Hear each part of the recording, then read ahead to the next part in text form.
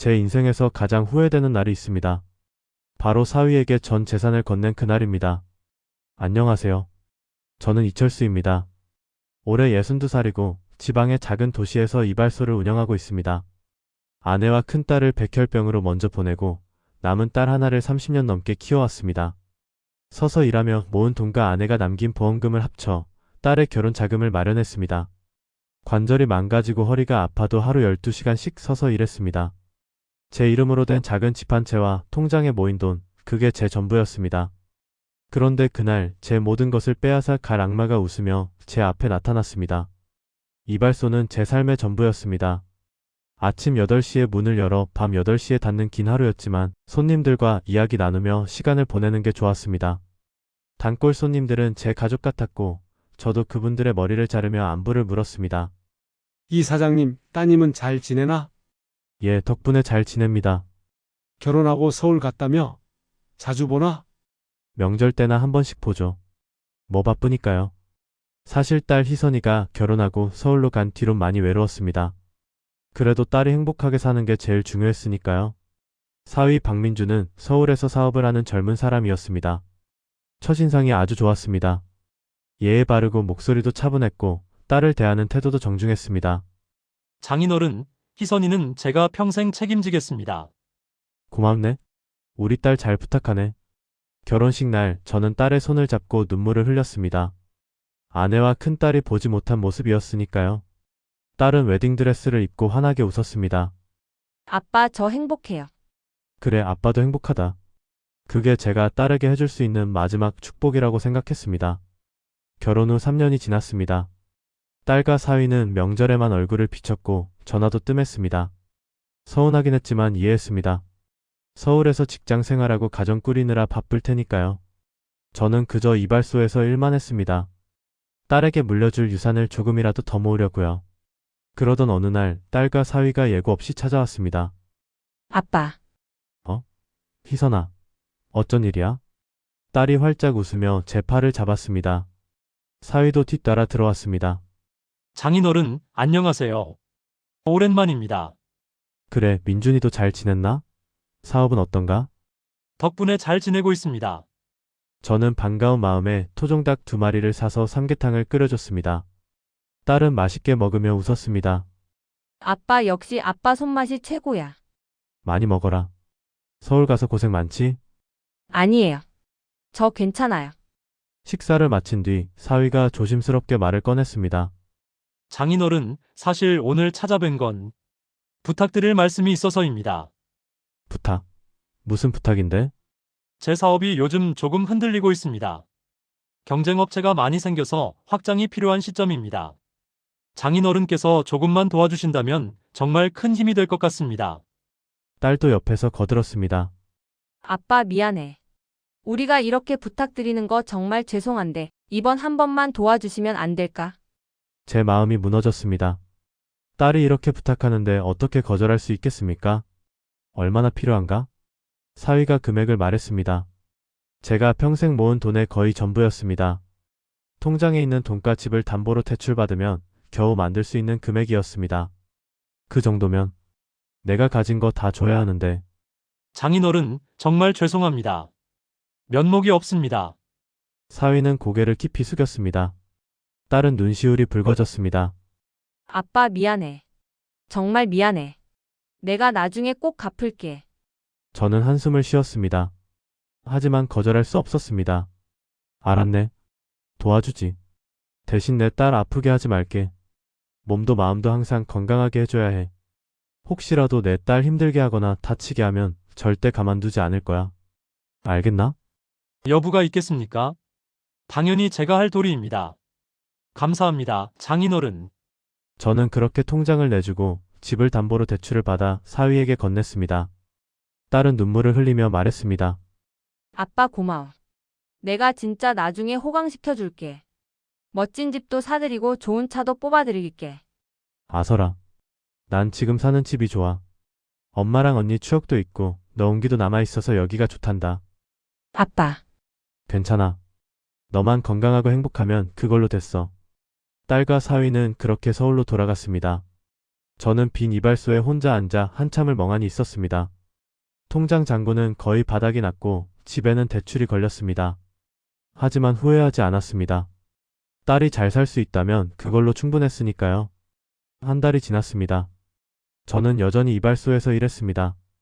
이제 더 열심히 일해야 했습니다. 대출 이자를 갚아야 했으니까요. 아침부터 밤까지 쉬지 않고 손님을 받았습니다. 허리는 더 아팠고 다리도 자주 저렸지만 참았습니다. 그러던 어느 날 오후 전화가 걸려왔습니다. 사위였습니다. 장인어른, 민준인가? 무슨 일인가? 목소리가 급했습니다. 뭔가 심상치 않았습니다. 큰일 났습니다. 희선이가 사고를 당했습니다. 뭐라고? 순간 손에 들고 있던 가위가 떨어졌습니다. 지금 수술실에 들어갔어요. 빨리 오세요. 어디를? 어디 다친 거야? 지금 설명드릴 시간이 없습니다. 병원 주소 문자로 보내드릴게요. 빨리 오세요. 전화가 끊겼습니다. 저는 손님에게 황급히 사과하고 이발소 문을 잠그지도 않고 뛰쳐나갔습니다. 차에 올라타 서울로 달렸습니다. 과속도 했고 신호도 몇 번 어겼습니다. 오직 딸 생각밖에 나지 않았습니다. 제발 무사하게 해주세요. 2시간을 달려 병원에 도착했습니다. 숨을 헐떡이며 수술실 앞으로 뛰어갔습니다. 사위가 의자에 앉아 고개를 숙이고 있었습니다. 민준아, 이게 어떻게 된 일이야? 사위가 고개를 들었습니다. 얼굴이 창백했습니다. 장인어른 죄송합니다. 정말 죄송합니다. 대체 무슨 일이야? 희선이가 어디를 다친 거야? 제가 운전하다가 졸았습니다. 뭐? 고속도로를 달리다가 졸음이 와서 갓길에 서 있던 차를 들이받았습니다. 저는 그 자리에서 주저앉을 뻔했습니다. 두 손으로 머리를 감싸 쥐었습니다. 그래서 희선이는? 우리 딸은 어떻게 됐어? 의사 선생님이 최선을 다하고 있다고 하셨습니다. 그런데 그런데 뭐야? 위중하다고 했습니다. 저는 벽에 등을 기댔습니다. 다리에 힘이 풀렸습니다. 아내를 잃고 큰딸을 잃은 기억이 떠올랐습니다. 이제 막내딸마저 잃게 되는 건가? 장인어른, 정말 죄송합니다. 제가 죽어도 쌉니다. 사위는 눈물을 흘렸습니다. 하지만 저는 문득 이상한 점을 발견했습니다. 민준아, 자네는 왜 멀쩡한가? 네, 같은 차를 타고 사고가 났는데 자네는 어떻게 하나도 다치지 않은 거야? 사위는 잠시 말을 멈췄습니다. 그리고 조심스럽게 대답했습니다. 조수석 쪽만 부딪혔습니다. 운전석은 무사했어요. 그게 말이 되나? 자네가 운전하다가 졸았다며? 그럼 운전석도 충격을 받아야 정상 아닌가? 저도 잘 모르겠습니다. 그냥 운이 좋았던 것 같습니다. 운이 좋았다. 제 딸은 수술실에 들어가 생사를 오가는데 사위는 운이 좋아서 멀쩡하다고? 뭔가 이상했습니다. 하지만 지금은 그것보다 딸이 중요했습니다. 의사가 뭐라고 했어? 정확히 말해봐. 두개골 골절과 내부 출혈이 심하다고 했습니다. 최선을 다하겠지만 장담할 수 없다고. 저는 그 자리에서 무릎을 꿇고 울었습니다. 아내와 큰딸에 이어 막내딸까지 잃을 수는 없었습니다. 3시간이 지났습니다. 수술실 문이 열리고 의사가 나왔습니다. 저는 벌떡 일어나 물었습니다. 선생님, 제 딸은 어떻게 됐습니까? 최선을 다했습니다. 하지만 아직 위험한 상태입니다. 중환자실로 옮겨서 지켜봐야 합니다. 깨어날 수 있습니까? 의사는 잠시 망설이다가 말했습니다. 솔직히 말씀드리면 낙관하기 어렵습니다. 며칠 두고 봐야 할 것 같습니다. 저는 다시 주저앉았습니다. 사위도 옆에서 고개를 떨구고 있었습니다. 딸은 중환자실로 옮겨졌습니다. 유리창 너머로 보이는 딸의 모습은 처참했습니다. 온몸에 튜브가 연결되어 있었고 산소흡기를 차고 있었습니다. 미동도 하지 않았습니다. 희선아. 저는 유리창에 손을 댔습니다. 눈물이 멈추지 않았습니다. 그때 옆에 있던 사위의 전화가 울렸습니다. 사위는 전화를 받고 복도로 나갔습니다. 저는 딸만 바라보고 있었는데 사위의 목소리가 들렸습니다. 네, 지금 병원입니다. 예, 회사 일은 내일 처리하겠습니다.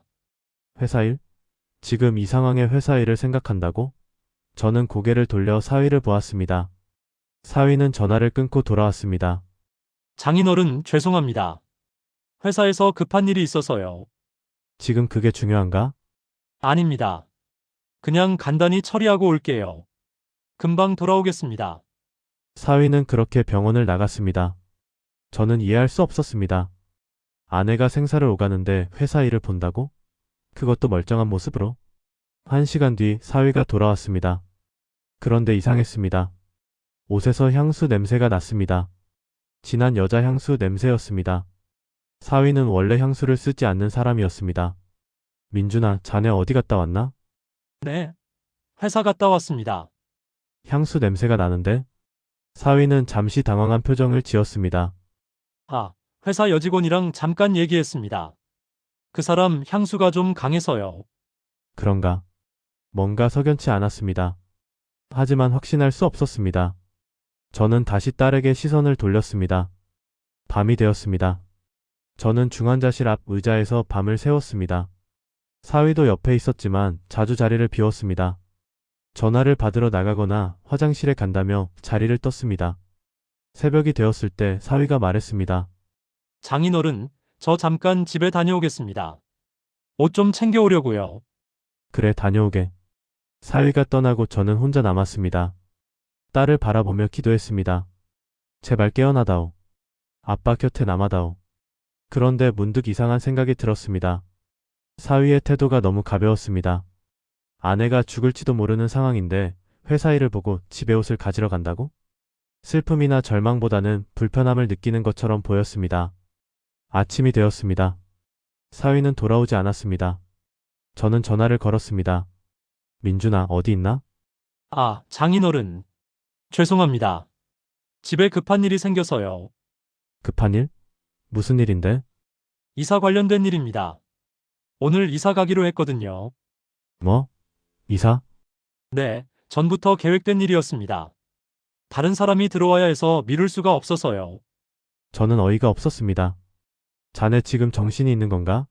희선이가 저렇게 누워있는데 이사를 한다고? 장인어른, 오해하지 마세요. 전부터 계획된 일이라 어쩔 수 없습니다. 계획이고 뭐고 지금 당장 병원으로 와. 알겠습니다. 금방 가겠습니다. 전화가 끊겼습니다. 저는 주먹을 쥐었습니다. 뭔가 잘못되고 있었습니다. 이건 정상이 아니었습니다. 오후가 되어서야 사위가 나타났습니다. 저는 차갑게 물었습니다. 이사는 끝났나? 네, 다 정리했습니다. 자네 지금 희선이가 어떤 상태인지 알고 있나? 물론입니다. 하지만 제가 여기 붙어 있는다고 달라지는 건 없지 않습니까?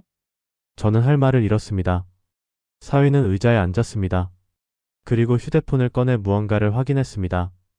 마치 병원이 아니라 카페에 앉아있는 것처럼 편안한 모습이었습니다. 저는 확신했습니다. 뭔가 숨기고 있다고. 이 사고에는 분명 비밀이 있다고. 저는 사위를 지켜보기로 했습니다. 모든 행동을, 모든 말을, 모든 표정을 놓치지 않기로 했습니다. 제 딸을 지키기 위해서라면 무엇이든 할 각오였습니다. 그리고 그날 밤 저는 결정적인 단서를 발견했습니다. 사위가 화장실에 간 사이 사위의 가방이 의자에 놓여 있었습니다. 저는 주위를 살피고 가방을 열었습니다. 그 안에 서류 몇 장이 있었습니다. 보험증권이었습니다. 그것도 한두 장이 아니었습니다. 6장이나 되었습니다. 모두 딸 이름으로 되어 있었고 수익자는 사위였습니다. 보험금 액수를 보고 저는 숨이 막혔습니다. 이게 대체 뭐야? 그 순간 사위가 돌아왔습니다. 저는 재빨리 서류를 도로놓고 가방을 닫았습니다. 장인어른, 괜찮으세요? 아, 응. 괜찮네. 사위는 의심하는 눈빛으로 저를 보았습니다. 하지만 아무 말도 하지 않았습니다. 저는 그날 밤 잠을 이룰 수 없었습니다. 머릿속에 온갖 생각이 맴돌았습니다. 보험이 왜 저렇게 많아? 사고가 나기 전에 가입한 건가? 아니면 사고를 계획한 건가? 아니다, 그럴 리 없다. 제 딸의 남편이 그럴 리 없다. 하지만 의심은 점점 커져갔습니다. 저는 아침이 되자마자 사위에게 물었습니다. 민준아, 보험은 언제 가입한 건가? 사위는 놀란 표정을 지었습니다. 보험이요? 왜 그러십니까? 그냥 궁금해서 말이야. 혹시 여러 개 드러났나? 아, 네. 몇 개 드러났습니다. 만약을 대비해서요. 언제 들었나? 결혼하고 얼마 안 됐을 때요. 그렇군. 저는 더 이상 묻지 않았습니다. 하지만 마음속으로 확신했습니다. 이 사고는 우연이 아니라고. 계획된 것이라고. 저는 딸을 바라보았습니다. 여전히 깨어나지 못하고 있었습니다. 하지만 저는 포기하지 않았습니다. 제 딸을 지킬 것입니다. 그리고 진실을 밝혀낼 것입니다. 어떤 일이 있어도. 이틀이 지났습니다. 딸은 여전히 깨어나지 못했습니다. 의사들은 계속 지켜봐야 한다는 말만 반복했습니다. 저는 중환자실 앞을 떠나지 못했습니다. 밥도 제대로 먹지 못했고 잠도 의자에서 조금씩 눈을 붙일 뿐이었습니다. 사위는 계속 병원과 집을 오갔습니다. 회사 일이 있다며 자주 자리를 비웠습니다. 그럴 때마다 저는 사위를 관찰했습니다. 걸음걸이, 표정, 목소리 톤까지 모든 것을 지켜봤습니다. 그리고 저는 이상한 점을 더 많이 발견했습니다. 사위가 전화를 받을 때마다 폭도 끝으로 가서 조용히 이야기했습니다. 누군가와 은밀하게 통화하는 것처럼 보였습니다. 어느 날 오후 저는 사위를 따라 복도로 나갔습니다. 사위는 창문 쪽에 서서 전화를 하고 있었습니다. 저는 폭도 모퉁이에 숨어서 귀를 기울였습니다. 응, 지금 병원이야. 응, 아직 안 깨어났어. 사위의 목소리는 놀랍게도 가벼웠습니다. 슬픔이나 걱정이 전혀 느껴지지 않았습니다. 걱정하지 마, 곧 끝날 거야. 의사가 가망 없다고 했어. 저는 온몸에 소름이 돋았습니다. 가망 없다고? 그걸 누군가에게 말하면서 태연한 목소리로? 그래, 그럼 그때 만나. 알았어. 전화가 끊어졌습니다. 사위는 휴대폰을 주머니에 넣고 돌아섰습니다. 저는 재빨리 자판기 앞으로 가서 커피를 뽑는 척했습니다. 장인어른, 여기 계셨네요. 아, 응. 커피 좀 마시려고. 저도 한 잔 마셔야겠습니다. 사위는 옆에 서서 커피를 뽑았습니다. 그리고 아무렇지 않게 말했습니다. 장인어른, 오늘 저녁에 회사 미팅이 있어서 좀 늦을 것 같습니다. 회사 미팅? 네, 중요한 거래처 사람들이랑 저녁 약속이 있습니다. 미룰 수가 없어서요. 저는 참았던 화가 터져 나왔습니다. 자네 지금 정신이 있는 건가? 자네 아내가 저렇게 누워있는데 무슨 거래처 미팅이야? 장인어른, 회사 일은 중요합니다. 제가 여기 계속 있는다고. 희선이가 깨어나는 건 아니지 않습니까? 뭐? 사실대로 말씀드리는 겁니다. 저도 희선이 걱정되지만 현실적으로 생각해야죠. 저는 주먹을 쥐었습니다. 하지만 참았습니다. 지금 여기서 싸우면 안 됐습니다. 저는 더 많은 것을 알아내야 했습니다. 그래, 알았네. 다녀오게. 감사합니다. 그럼 다녀오겠습니다. 사위는 그렇게 병원을 나갔습니다. 저는 사위가 완전히 사라질 때까지 기다렸습니다. 그리고 결심했습니다. 따라가 보자. 저는 급히 주차장으로 내려갔습니다. 사위의 차가 막 출발하는 것이 보였습니다. 저는 제 차에 올라타 멀찌감치 뒤를 따랐습니다. 사위의 차는 고속도로로 들어섰습니다. 회사가 아니라 다른 방향으로 가고 있었습니다. 저는 계속 따라갔습니다. 1시간쯤 달렸을까 사위의 차가 한 아파트 단지 앞에 멈췄습니다. 저도 근처에 차를 세우고 내렸습니다. 사위는 아파트 안으로 들어갔습니다. 저는 조심스럽게 뒤따라갔습니다. 경비원이 막아섰지만 저는 친구 만나러 왔다고 둘러댔습니다. 경비원은 의심스러운 눈빛으로 저를 보았지만 저는 자연스럽게 아파트 안으로 걸어 들어갔습니다. 사위가 어느 동으로 들어갔는지 확인했습니다. 10동이었습니다. 저는 1층 로비에 앉아서 기다렸습니다. 사위가 언제 나올지 누구를 만나는지 확인하려고요. 1시간이 지났습니다. 저는 계속 10동 입구를 지켜봤습니다. 그런데 이상했습니다. 사위가 나오지 않았습니다. 제가 놓친 걸까? 저는 자리에서 일어나 10동 앞으로 갔습니다. 그때였습니다. 엘리베이터 문이 열리며 사위가 나왔습니다. 그리고 옆에는 여자가 있었습니다. 젊은 여자였습니다. 화장이 진했고 옷차림도 화려했습니다. 그리고 그 여자에게서 향수 냄새가 났습니다. 병원에서 맡았던 바로 그 냄새였습니다. 저는 재빨리 기둥 뒤로 몸을 숨겼습니다. 두 사람은 웃으며 이야기를 나누고 있었습니다. 자기야, 오늘 병원은 어땠어? 그냥 그래. 늙은이가 계속 붙어 있어서 짜증나. 장인어른 말하는 거야. 응. 계속 지켜보고 있어서 불편해. 여자가 깔깔 웃었습니다. 그래도 곧 끝나잖아. 조금만 참아. 알아. 의사가 오래 못 버틸 거라고 했어. 제 심장이 멎는 것 같았습니다. 저 여자는 누구인가? 그리고 저들은 무슨 이야기를 하고 있는 건가? 그나저나 보험금 나오면 우리 어디로 갈까? 하와이 어때? 거기서 한동안 쉬면서 지내자. 좋아. 생각만 해도 신나. 두 사람은 아파트 밖으로 나갔습니다. 저는 뒤따라갔습니다. 하지만 거리를 유지했습니다. 들키면 안 됐습니다. 두 사람은 근처 카페로 들어갔습니다. 저는 카페 밖에서 유리창 너머로 지켜봤습니다. 두 사람은 마주 앉아 친밀하게 이야기를 나눴습니다. 손을 잡기도 했고 웃기도 했습니다. 저는 휴대폰을 꺼냈습니다. 그리고 녹음 기능을 켰습니다.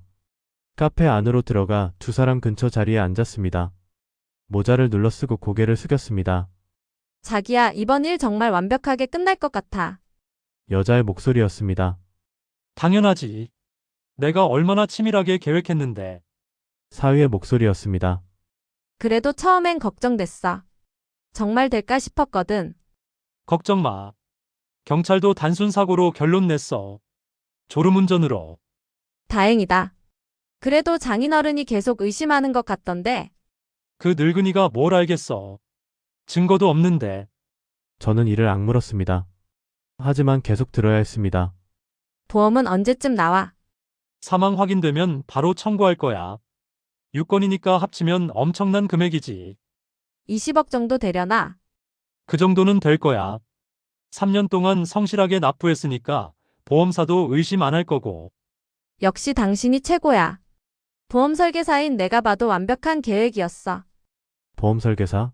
저 여자가 보험 설계사라고? 당연하지. 너랑 내가 머리 맞대고 만든 건데. 맞아. 처음에 당신이 제안했을 때 깜짝 놀랐잖아. 아내를 없애고 보험금 타자니. 처음엔 너도 반대했잖아. 그래도 당신 계획 듣고 나니까 완벽하더라. 음료수에 수면제 타서 먹이고 고속도로에서 일부러 사고 내고. 조수석만 박으면 운전석은 안전하니까. 저는 휴대폰을 꽉 쥐었습니다. 녹음이 되고 있었습니다. 모든 대화가 녹음되고 있었습니다.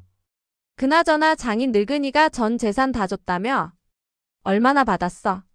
거의 다 받았지. 집까지 담보로 대출받아서 줬어.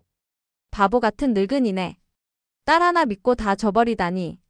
덕분에 우리 자금은 충분해. 보험금까지 나오면 완전 떼부자야. 두 사람은 낄낄 웃었습니다. 저는 분노로 온몸이 떨렸습니다. 하지만 참았습니다. 더 들어야 했습니다. 그런데 말이야, 장인 늙은이도 보험 들면 어때? 뭐? 어차피 혼자 사는 늙은이잖아. 딸도 곧 없어질 텐데 그 늙은이까지 정리하면 더 큰 돈 벌 수 있지 않을까? 오, 그것도 괜찮은데? 어떻게 할 건데?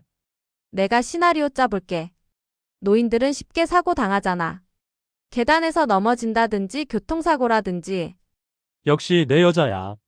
머리가 좋아. 저는 더 이상 참을 수 없었습니다. 하지만 지금 튀어나가면 안 됐습니다. 증거를 확보해야 했습니다. 저는 조용히 자리에서 일어나 카페를 나왔습니다. 휴대폰의 녹음을 멈췄습니다. 약 10분간의 대화가 고스란히 녹음되어 있었습니다. 저는 곧바로 경찰서를 향했습니다. 경찰서에 도착해 민원실로 들어갔습니다. 담당 형사를 만나고 싶다고 했습니다. 잠시 후 형사 한 명이 나왔습니다. 무슨 일로 오셨습니까? 제 딸이 교통사고를 당했는데 이게 단순 사고가 아닙니다. 네. 무슨 말씀이신지. 사위가 일부러 사고를 낸 겁니다.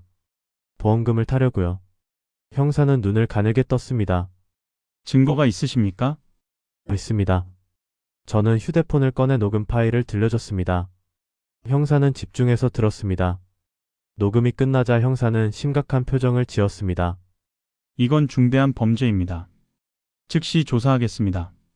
제발 빨리 처리해 주십시오. 제 딸이 위험합니다. 알겠습니다. 먼저 사고 차량을 조사하고 병원 기록도 확인하겠습니다. 형사는 몇 가지를 더 물었습니다. 사위의 인적사항, 사고 경위, 보험 내역 등을 말했습니다. 형사는 꼼꼼히 기록했습니다. 한 가지 문제가 있습니다. 뭡니까?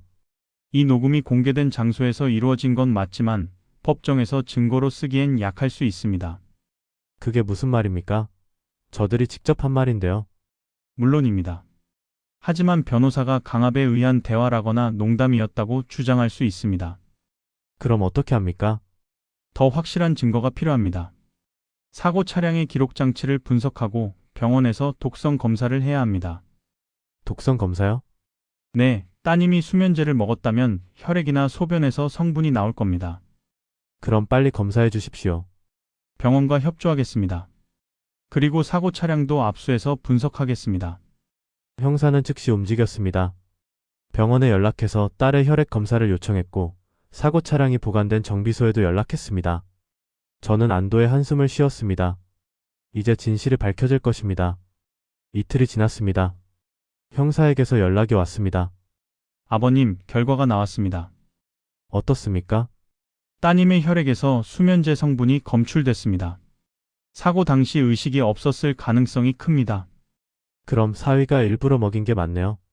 그렇게 보입니다. 그리고 차량 기록 장치도 분석했습니다. 뭐가 나왔습니까? 사고 직전에 브레이크를 전혀 밟지 않았습니다.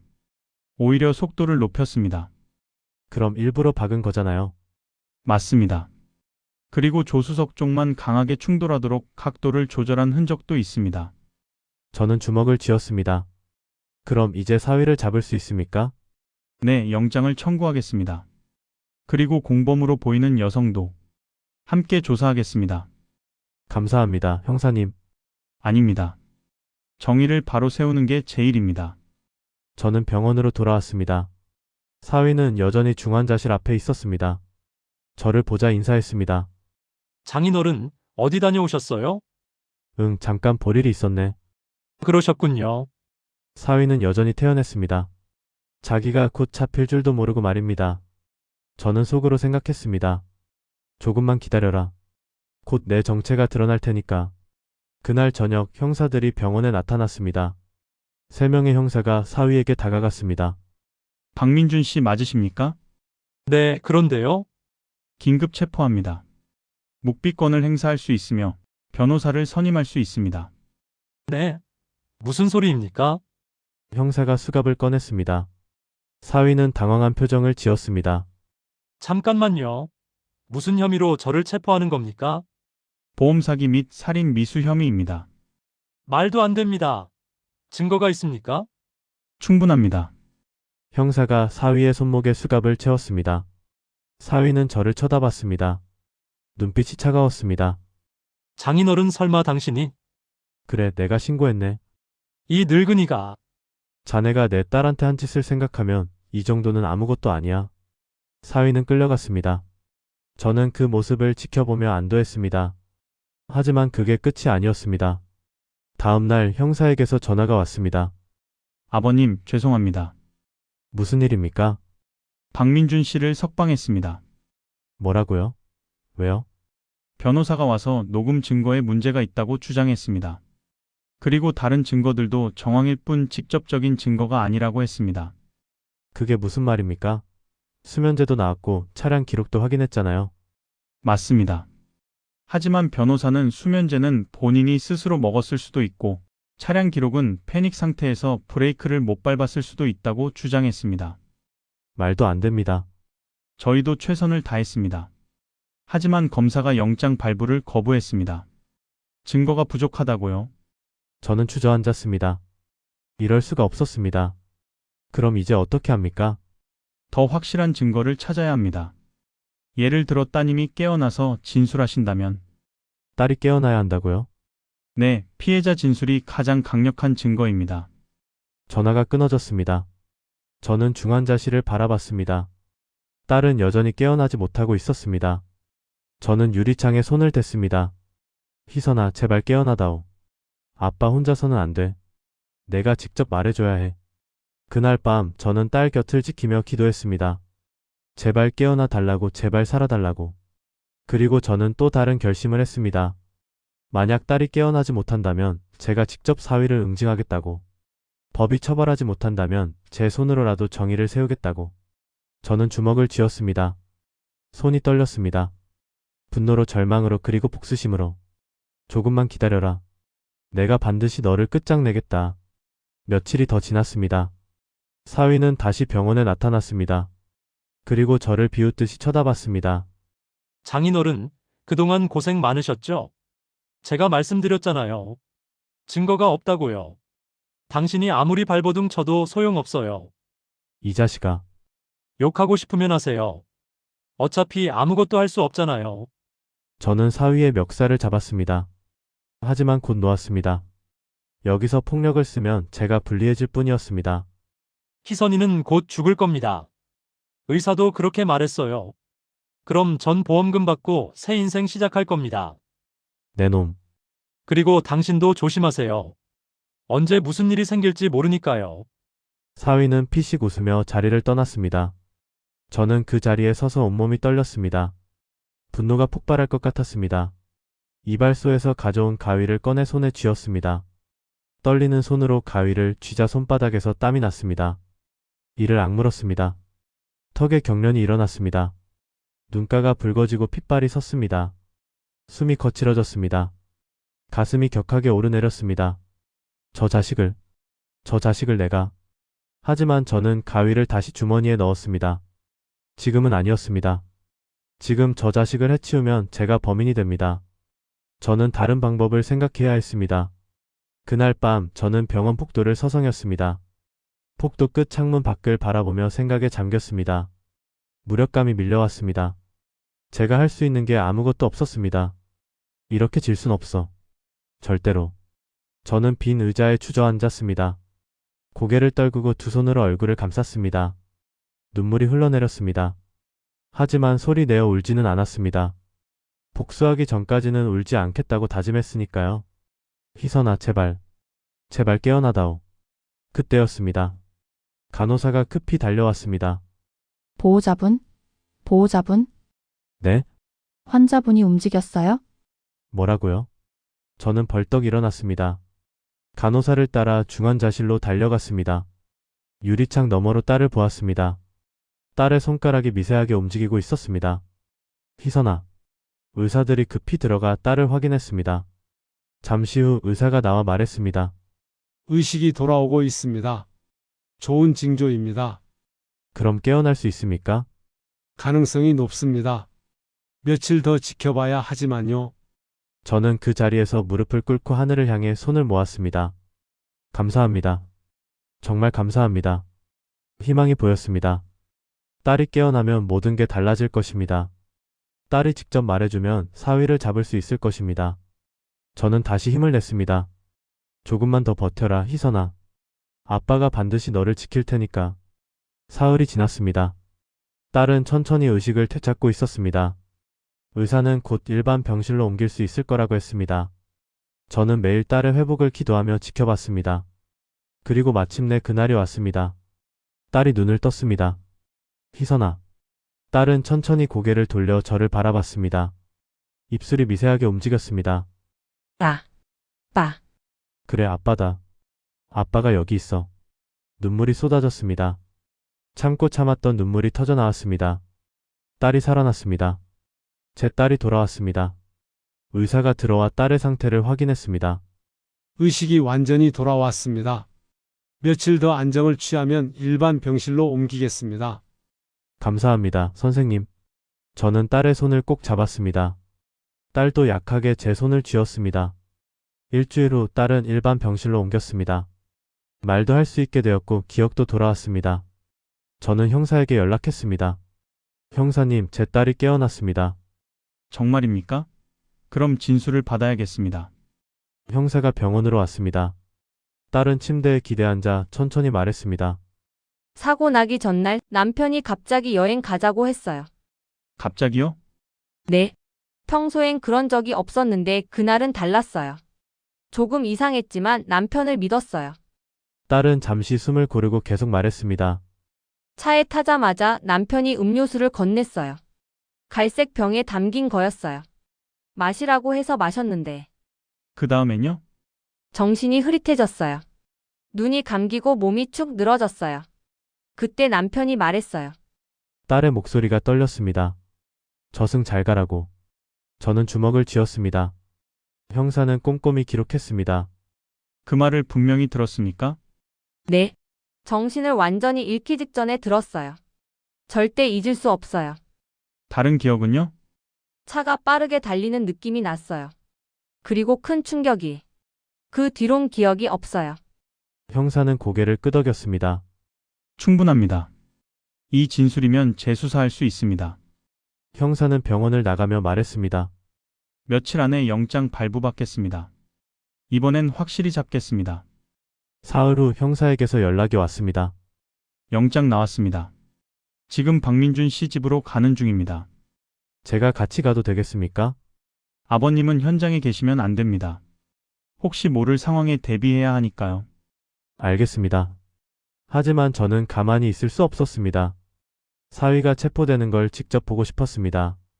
저는 사위의 집 주소를 알고 있었습니다. 차를 몰고 그곳으로 향했습니다. 도착했을 때 경찰차는 아직 오지 않았습니다. 저는 차에서 내려 아파트 입구에 섰습니다. 그리고 트렁크에서 야구 방망이를 꺼냈습니다. 만약을 대비해서 손에 쥔 방망이가 땀으로 미끄러졌습니다. 떨리는 손으로 다시 꽉 쥐었습니다. 심장이 빠르게 뛰었습니다. 숨이 거칠어졌습니다. 저는 엘리베이터를 타고 사위가 사는 층으로 올라갔습니다. 폭도를 걸어가는데 발걸음이 무겁고 비틀거렸습니다. 주먹을 쥐었다 폈다 반복했습니다. 사위의 집 앞에 섰습니다. 초인종을 눌렀습니다. 문이 열렸습니다. 사위가 나타났습니다. 저를 보자 피식 웃었습니다. 어라, 장인어른. 여기 웬일이세요? 민준아, 희선이가 죽었다는 소식 들으셨나 봐요? 아, 안 됐습니다. 그래도 뭐 어쩔 수 없잖아요. 사위는 여전히 태연했습니다.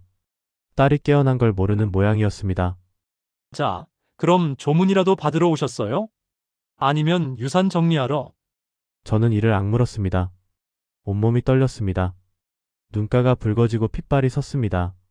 이 자식아, 왜요? 화나세요? 어차피 당신이 할 수 있는 건 없잖아요. 그 순간 뒤에서 목소리가 들렸습니다. 경찰입니다. 형사 3명이 폭도를 따라 걸어왔습니다. 사위는 놀란 표정을 지었습니다. 뭡니까? 박민준 씨, 살인 미수 및 보험 사기 혐의로 체포합니다. 말도 안 됩니다. 무슨 증거로? 형사가 영장을 꺼내 보여줬습니다. 이철수 씨의 따님 이희선 씨가 깨어나셨습니다. 그리고 모든 걸 진술했습니다. 사위의 얼굴이 하얗게 질렸습니다. 희선이가 네. 저승 잘 가라고 하셨죠? 따님이 다 기억하고 계십니다. 사위는 뒤로 휘청거렸습니다. 그럴 리가. 의사가 분명 가망 없다고. 사람 목숨을 함부로 판단하신 대가입니다. 형사가 수갑을 꺼냈습니다. 사위는 두 손을 내저었습니다.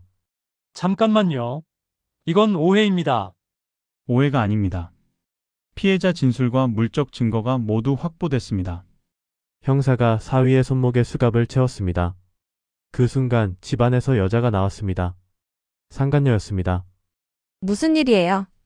또 다른 형사가 여자에게 다가갔습니다. 당신도 공범으로 체포합니다. 네, 전 아무것도 안 했는데요. 보험 사기 공모 및 방조 혐의입니다. 여자도 수갑이 채워졌습니다. 저는 그 장면을 지켜보며 방망이를 바닥에 내려놓았습니다. 더 이상 필요 없었습니다. 사위가 저를 쳐다봤습니다. 눈빛이 흔들렸습니다. 장인어른. 이러시면 안 됩니다. 자네가 내 딸한테 한 짓을 생각하면 이 정도는 아무것도 아니야. 제발. 한 번만 용서해 주십시오. 용서? 자네가 내 딸한테 저승 잘 가라고 했을 때 용서를 생각했나? 사위는 고개를 떨궜습니다. 형사들이 두 사람을 끌고 나갔습니다. 저는 복도에 서서 그 모습을 끝까지 지켜봤습니다. 끝났습니다. 정말로 끝났습니다. 2달 후 재판이 열렸습니다. 딸은 증인석에 섰습니다. 법정에서 차분하게 말했습니다. 남편이 저에게 음료수를 건네며 저승 잘 가라고 말했습니다. 저는 분명히 들었습니다. 검사가 증거들을 제시했습니다. 혈액 검사 결과, 차량 기록 장치 분석, 보험 가입 내역, 계좌 이체 내역, 그리고 녹음 파일까지. 사위의 변호사는 반박했지만 소용없었습니다. 증거가 너무 명확했습니다. 판사가 판결을 내렸습니다. 피고인 박민준은 계획적으로 배우자를 살해하려 했으며 보험금을 편취하려 했습니다. 이는 매우 악질적인 범죄입니다. 징역 15년을 선고합니다. 사위는 그 자리에서 무너졌습니다. 상간녀는 징역 5년을 선고받았습니다. 저는 방청석에서 그 모습을 지켜보며 깊게 숨을 쉬었습니다. 이제야 이제야 끝났구나. 반년이 지났습니다. 딸은 완전히 회복했습니다. 물리치료를 받으며 천천히 일상으로 돌아왔습니다. 저는 딸과 함께 고향으로 돌아왔습니다. 아빠, 서울은 이제 지겨워. 여기서 살고 싶어. 그래, 아빠 옆에서 살자. 딸은 작은 서점을 열었습니다. 사위에게서 받은 피해 보상금과 제가 조금 보탠 돈으로 마련한 가게였습니다. 개업 첫날 저는 딸의 서점에 갔습니다. 우리 딸 서점 주인 다 됐네. 응. 책 읽는 거 좋아하니까 해보려고. 좋은 생각이야. 딸은 환하게 웃었습니다. 오랜만에 보는 밝은 미소였습니다. 그날 오후 저는 혼자 납골당에 갔습니다. 아내와 큰딸이 잠든 곳이었습니다. 꽃 한 송이를 놓으며 말했습니다. 여보, 희주야. 우리 희선이 지켰어. 힘들었지만 끝까지 포기하지 않았어. 바람이 불어왔습니다. 마치 대답하는 것 같았습니다. 이제 희선이는 안전하오. 나쁜 놈들은 다 벌 받았어. 그러니 편히 쉬시오. 저는 한참 동안 그 자리에 앉아 있었습니다. 가슴이 따뜻해졌습니다. 집으로 돌아오는 길 딸의 서점에 들렀습니다. 딸은 책을 정리하고 있었습니다. 아빠 어디 갔다 와? 응, 엄마랑 언니한테 다녀왔어. 그랬구나. 나도 다음에 같이 가야지. 그래, 같이 가자. 저는 딸의 머리를 쓰다듬었습니다. 딸은 어린아이처럼 웃었습니다. 아빠 고마워. 나 살려줘서. 무슨 소리야. 아빠가 당연히 해야 할 일이지. 그래도 고마워.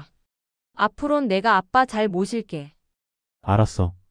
우리 오래오래 건강하게 살자. 응.